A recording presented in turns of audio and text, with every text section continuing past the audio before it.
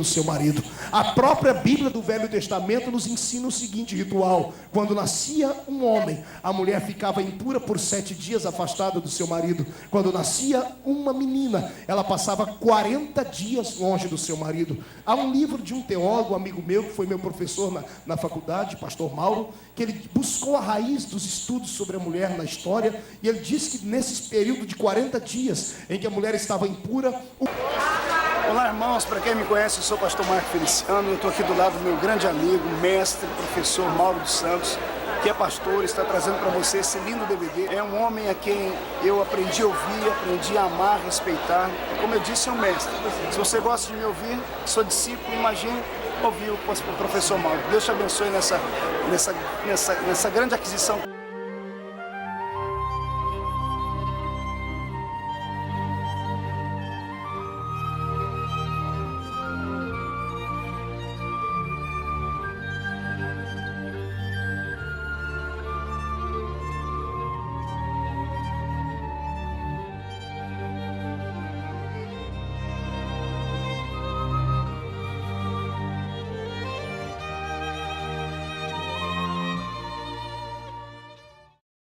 Livro de Cantares de Salomão é uma obra-prima, uma linguagem atípica, dramática e alegórica.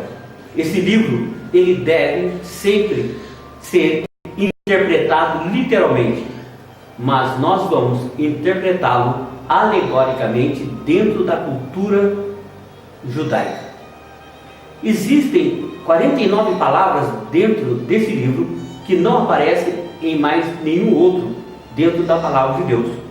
Salomão ele escreve 3 livros: Cantares, entre os seus 28 a 30 anos, livro de Provérbios, entre os seus 40 a 50 anos, e Eclesiastes, já no final dos seus dias, quando no capítulo 12, versículo 1, ele diz: lembra-te do teu Criador nos dias da tua mocidade. No ano 95 depois de Cristo, o Rabino Akiba, ele diz que de todos os livros da Torá, Cantares é o livro do Santo dos Santos. Salomão escreveu 1005 cânticos e 3000 provérbios. Então é dentro desse DVD de dicas de cantares é que nós vamos trazer dados a você, para você pregar a palavra de Deus e ensinar na sua igreja dentro desse livro.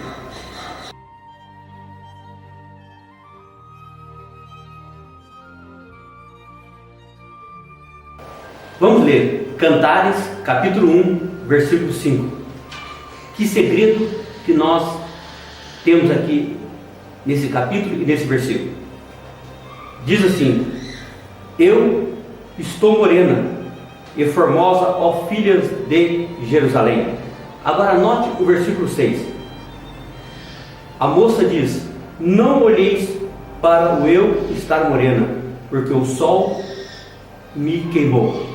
Em outras versões, o sol resplandeceu sobre mim. Por que essa moça ela diz isto? A história diz que Salomão, na sua pujança, na sua grandeza, e só trazendo alguns dados para nós aqui, Salomão ele recebia 666 talentos de ouro. Se cada talento é em média de 34 a 35 quilos, Salomão ele recebia por ano 22.644 quilos em ouro. Os navios de Tarsis traziam madeiras e pedras preciosas. A história diz que havia tanto ouro no palácio desse rei como figueira brava em Jerusalém. Salomão tinha 40.000 cavalos importados. O preço de um cavalo dele nos dias de hoje dava para comprar um carro BMW. 6.000 cavaleiros ou 6.000 homens ficavam na torre, e 6.000 cavaleiros saíram dando escolta para Salomão. E esses 6.000 diz que eles colocavam ouro untado com azeite na sua cabeça, isso mostrava a grandeza do reinado de Salomão. Salomão tinha também, mesmo tendo um reino de paz, ele tinha 1.400 carros de guerra. É interessante que Salomão, ele, em 1 Reis, capítulo 11, versículo 1, ele casou com egípcia, moabita, amonita, edomita, sidônias e etéias. Salomão, ele quebra todas as leis do estatuto de um rei deixado por Moisés. Quando você lê em Deuteronômio, capítulo 17, versículo 16, um rei, ele não podia multiplicar para si cavalos. Salomão tinha 40 mil. O rei não poderia, ou a nação judaica não poderia voltar ao Egito. Salomão voltou ao Egito. Ele não só voltou, como ele casou com a filha de Faraó. O rei não deveria tomar o caminho do Egito. Ele tomou. E ele foi ainda mais longe, né? Casando-se com a filha de Faraó. O rei não podia multiplicar para si mulheres, e não podia multiplicar para si prata e ouro. Como já dissemos, ele recebia 666 talentos de ouro por ano, fora pratas e muitos outros comércios que ele tinha. E falando em mulheres, ele tinha 700 esposas e 300 concubinas. Passava por dia na mesa de Salomão. Quando eu olho dentro da minha casa, na minha cozinha, eu fico pensando, na mesa de Salomão comia 60 mil pessoas diariamente. 80 mil taças de ouro era usada na mesa desse rei. 13.200 quilos de farinha, 10 bois de cevada, 20 bois de pastos e 100 carneiros, aves em grande quantidade e muitos animais de caça. 1 Reis 4, versículo 22 e 23. O templo do Senhor levou 7 anos para ser construído. A casa, o palácio do rei, 13 anos. Então os dois prédios, 20 anos. Salomão usou 153.600 cananeus. Um dia, esse rei, ele tira a sua veste real, o seu manto de rei, a sua coroa, e se veste de pastor, porque ele queria saber o que as pessoas diziam ou pensavam da pessoa dele. Ele queria conhecer a grandeza do seu reino, como se fosse um homem comum. E ele sai assim, pelas portas do seu palácio, e ele vai parar num lugar, vestido de pastor, com um capuz. Ele vai parar num lugar chamado lagar. Lagar era onde as mulheres, todas de branco, pisavam as uvas. E passava perto daquele lagar um rio. E ele vai parar até ali. E quando ele vê aquelas centenas de moças trabalhando e pisando, né, nas uvas, e ele se dirige a uma delas, se encanta por uma delas e pergunta: de quem que é aquele lagar? E aquela moça diz: sabe, pastor, porque ele foi vestido de pastor, esse lagar é do rei Salomão. Nós pisamos a uva aqui, nós produzimos vinho, e todo vinho é para consumo do palácio do rei. Naquele lagar tinha 7 torres, com 7 guardas, e cada guarda com um chofar ou trombeta de ouro. E ele perguntou: essas 7 torres, por que elas estão aqui? E aquela moça disse: é porque existe uma promessa aqui no lagar. Existe uma promessa para nós, que um dia o rei Salomão, ele vai sair do seu palácio e vai vir nos buscar, vai nos tirar daqui e vai nos levar para dentro do palácio. E quando ele vir, cada trombeta dessa, as 7, irão tocar, dizendo que o rei está vindo nos buscar. Quando aquela moça diz isso, Salomão tira o capuz e se mostra e se declara, dizendo: eu sou Salomão, eu sou o seu rei. E quando aquela moça, ela abaixa a cabeça, envergonhada, tímida, não sabendo que era o próprio rei que estava ali, ela diz essas palavras: não olheis por eu ser morena, não repare em mim, porque se eu sou morena, se eu estou morena assim, é porque o sol me queimou, porque o sol resplandeceu sobre mim.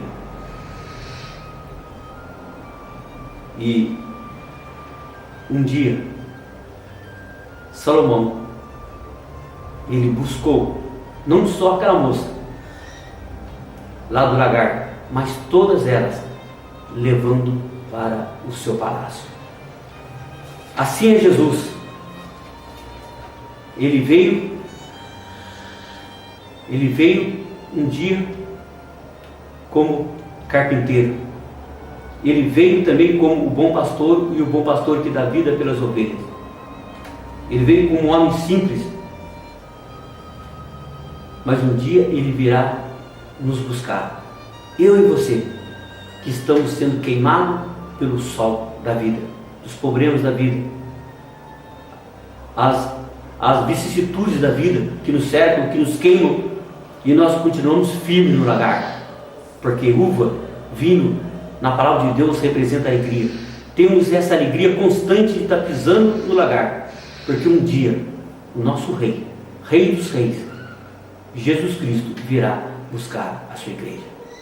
Você viu quanta coisa maravilhosa tem no capítulo 1 e o versículo 5 de Cantares e o versículo 6?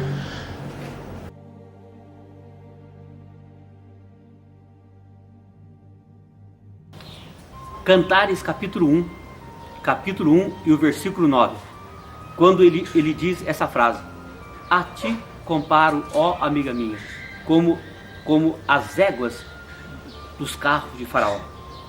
Ora, por que ele falou isso? Comparando a sua noiva, esta moça, com as éguas do carro de Faraó. Primeiramente, essas éguas, elas eram todas brancas, sem nenhuma mancha. Essas éguas, elas vinham da cidade de Coa, onde Faraó tinha o maior aras de cavalos do mundo. E Salomão comprou mais de 40 mil éguas do seu sogro.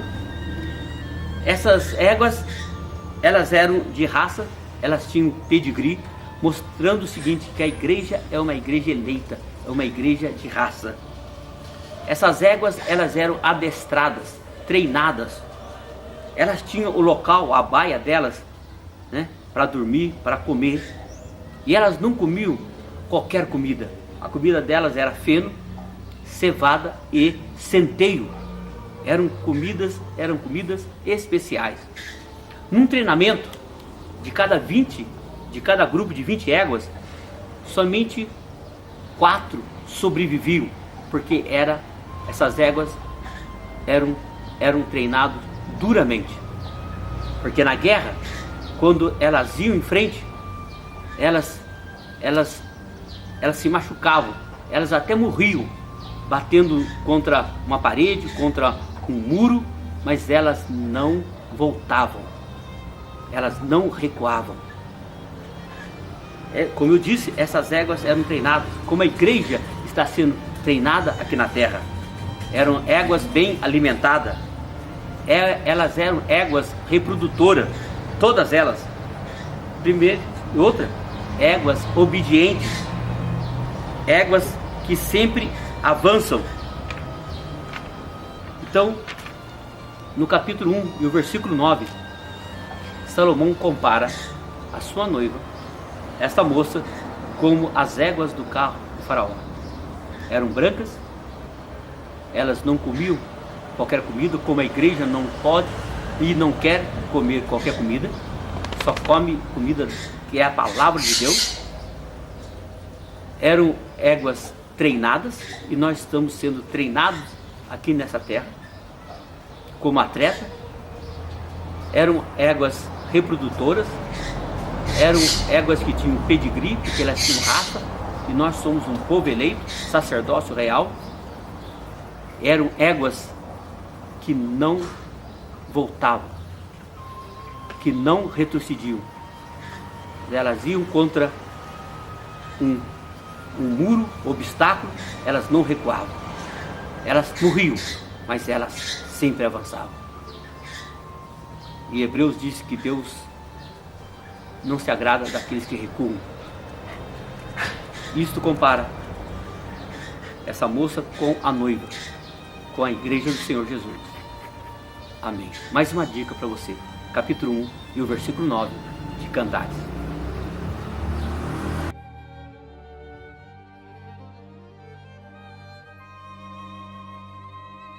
O capítulo 2 de Cantares, capítulo 2 e o versículo 4, que diz assim: levou-me à sala do banquete.